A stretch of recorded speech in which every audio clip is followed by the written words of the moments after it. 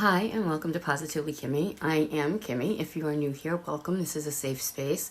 And if you're one of my returning subscribers and my besties, hi guys, how are you? I hope you're all having an amazing day. Today I'm going to use the Thumper palette that I got from Ipsy in their sales shop. It's a dusty rose kind of palette. It's very, very pretty. I've used it and I forgot to film it, so I want to do that for you guys today. I already have on my matching lipstick. Nothing on my eyes. I have primer on them, but I'm going to use a little bit more concealer because I just don't think it's good enough. And we're going to get started. Okay, so I just primed my eyes and I'm going to go in with the lighter color above my crease. This will be in my crease. This will be the outer V. And I'm not sure how I'm going to incorporate, if I'm going to do the green or I'm going to do that. So we might use both. We might use all the shades in this palette. So, I know tomorrow's Wednesday, and for What's Up Wednesday, I would usually give you like a life update, but since we're here and we're talking anyway, the last few days in my household have been absolutely crazy. My mom is 80 years old. We are born on the same day, by the way. It's October 22nd, but she was born in 42 and I was born in 66, and she has COPD very, very badly. And she has a foot that she had reconstructive surgery on years and years ago. And she has two bad knees and a whole bunch of stuff. Well, it turns out her ankle bone is actually coming through the bottom of her foot. And it's ulcerated. And she can get an infection and lose her foot. That would be worst case scenario. She was supposed to go in for surgery last week. And she wasn't feeling good 2 days before the surgery was scheduled. So she called up, she canceled the surgery, called her doctor, got put on an antibiotic right away. And we figured, okay, whatever she has, it will get rid of it. They gave her the Z-Pack. Some people swear by it, others say it doesn't do anything. I think it depends on what it is they're treating. Now, they did a chest x-ray, but they lost the results of the chest x-ray. And because she has COPD, she wheezes a lot. And that's her norm. Now, I always tell her when she needs to use her nebulizer and have a breathing treatment or use her oxygen, because I can hear it and she can't. And I can see when she's struggling, and for some reason it doesn't occur to her to use these things. But it doesn't occur to me when I'm sick to do what I should be doing either. And that, and that is a problem. So 4 days ago, she's on what's called the house calls program. So she has doctors that come to the house. They do x-rays at the house. They can do lab work at the house because she has trouble walking. And, it's just harder for her to do these things. So because they come to the house, they also have their own ambulance company. So 4 days ago, we called them. They heard the way she was wheezing and stuff. And they were like, that doesn't sound good. We're going to send our paramedics over to check you. They sent the paramedics over, and yes, she was wheezing badly, and she has this horrible, horrible bronchial cough, and they suggested the chest x-ray and all that other stuff, the lab work and chest x-ray. They decided not to do lab work, but they were going to do a chest x-ray, which I don't understand why they decided not to do the lab work. I really don't, because or like a urine culture, because when you're that age, a UTI can throw off your whole system, and she just hasn't been feeling like herself lately. And that's a problem. And it's a problem for me because I stay up at night and I listen for her breathing and changes in her breathing, and that's why I don't get a good night's sleep, because that's what I'm actually doing. I'm listening to see if she's breathing okay, if she's struggling. Do I need to wake her up and tell her to do a treatment? Do I leave her alone? What do I do?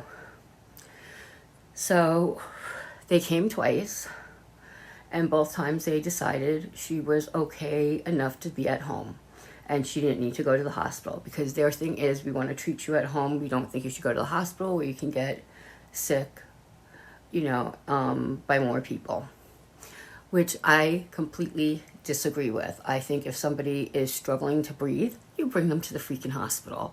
If she's trying to do nebulizer treatment 6 times a day, plus using her rescue inhaler 3 to 4 times a day, bring her to the hospital, give her a shot of prednisone or whatever it is they're going to give you, and start it off and keep you in the hospital for like 24 hours to just give you round-the-clock breathing treatments, and if you need, an IV antibiotic.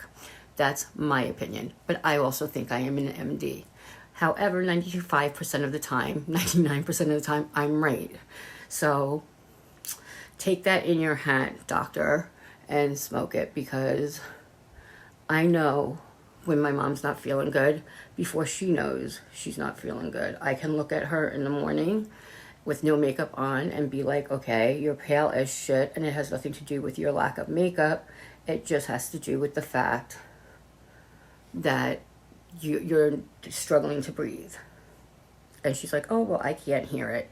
You might not be able to hear it, but when I'm telling you to use your oxygen, use your nebulizer, it means I hear it. So most of the doctors will talk to me because she doesn't feel that she has as severe as a problem as she does. All right. Having said all that, I love my mom to pieces, by the way, and don't want anything to happen to her, obviously. This is getting away from me a little bit on this side, so we're gonna just do that a little bit. There we go, much better. I'm gonna bring this out to match that side a little bit. There we go. Okay, so she's been struggling a lot, and today when I got up, she was in her room and she was shaky. She was so incredibly shaky, and I asked her what was wrong, and she started to get very emotional and say she just doesn't feel good. She doesn't know what's going on. And I said, we are not fooling around calling your doctor's ambulance company anymore. We are going to do it my way, and we are going to call our local ambulance and have them come and bring you up to the hospital. We're not messing around with this anymore. This is absolutely ridiculous. And she agreed. Now, if you know anything about my mom, she never wants to go to a hospital, ever, ever. So if she's agreeing to go to the hospital, it means that she's really and truly not feeling well. All right, having said that, they come. They were in here all of 5 minutes, and they had her packed up and ready to leave. We're going to use all the colors in this palette today, too. We're going to do green, and then we'll do the purple on the other side, the light pink right on our inner corner. So they got her packed up. They got her to the hospital. I follow suit like a half an hour later. I follow suit, and I get there as they're doing like the IV and having trouble with the IVs and all that other stuff. I don't think I like it with the green, but I can fix that. So they're doing all that. I go and I speak to the doctor because they give her prednisone to open up her airway passages, not packages. I'm thinking packages, but her passages. They give her something called dexamethasone, which is a type of prednisone that makes you feel really warm. I equate it to fire-breathing ants because it is like you get this flush of warmth and your brain feels like it's going to explode, and you feel like your head is very itchy and you're being eaten alive on your head. Not very comfortable. Not very comfortable at all.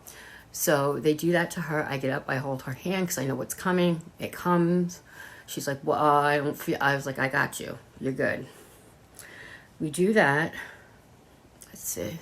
Well, actually, it doesn't look as bad as I thought it was going to. So I do all that, and we're up there, and I have to leave because I have to get home and give my sister her car. We're working with 2 cars, and my nephew has to go to work, and my sister, I stole her car again last night because why not? She slept over at my house. The least she can do is give me her car. I have her car, and she needed it back, so I stayed up there about an hour and a half with my mom. As I was leaving, I asked to speak to the doctor, and I said to him, listen, the ambulance has been there 3 out of 4 days. It's about time she gets IV antibiotics, and I would like her to be admitted for that reason. It's not that I don't want her to be home. I would love that, but she's getting worse being at home, and I want her to get better. If you could admit her and give her IV antibiotics over the next 24, 48 hours, whatever it might be, that would be great. So he goes and tells my mother, this woman who hates hospitals and does not want to stay at the hospital, oh, your daughter says she wants you to be admitted. She doesn't want you to go home. That is not what I said. He didn't left out the most important parts. I don't want you to be at home because you're not getting better, and I think you would thrive in the hospital, and God forbid something shows, at least you're there already and we can get this taken care of, right? He doesn't tell her that. No, let's just say he was a dick. He was a dick about the whole entire thing, because he's telling someone that normally hates hospitals, and it takes her to be really sick. Like, instead of going when she's not feeling well, she waits till she's really sick to go. And even that is usually a huge, not fight, but disagreement. You know, because I think everybody with a hangnail needs pain medication, and I really do, and to go to the hospital for a hangnail. And when I have somebody who doesn't do that, then it makes me crazy, because I'm like, you need to be proactive with your health. I believe that fully, especially with everything I've been through, and I am my biggest advocate and cheerleader, and I don't understand when people don't do that for themselves. But she is 80 years old, so, you know, we get that, right? So I'm like, all right, you told her what? And so I call her up in the hospital, and I said, Ma, I hear you're being admitted. She's like, well, they told me you didn't want me to come home. I said, that's not what I said. So I explained it to her. And she's like, oh, okay. I said, I just think you're in the best spot, because we've been trying to treat this at home since last Friday. So it was a week ago Friday. And it hasn't been working. If anything, you've gotten 100 times worse. And I don't want to see that happen, because you are 80. You do have COPD. You have other health conditions. And I want to see you get better and come home and be able to thrive at home. I don't think you should, you know, tell them you don't want to be there. And I'm sorry if you were upset by the way the doctor said that. I'm upset by the way the doctor told that to you. That's not what I said to him. I said, I'm concerned about you, and that's why I thought you should be admitted. So long story short, she's being admitted. And hopefully they'll keep her a little bit longer than 24 hours, but 24 hours on an IV antibiotic would make all the difference in the world, I believe. So this is my eye look. I'm going to put on lashes and come back, but if you guys could say some prayers, and for Mama, that's what we call her, Mama, I would appreciate it. It would mean the world to me, because she really is not feeling well, and I want her to get better. I'll be right back with my lashes and liner. Okay, so this is the finished look. Let me know what you guys think. That's what it looks like. I put black eyeliner on my waterline and tight lined it with black also. And that's it. So in the meantime, if you could send prayers, we would appreciate it. I'll let you guys know more tomorrow when I know more. And in the meantime, be happy, be healthy, be blessed, and most of all, be positively you, because there's nobody else quite like you, and that makes me so incredibly happy. Have a great day, guys.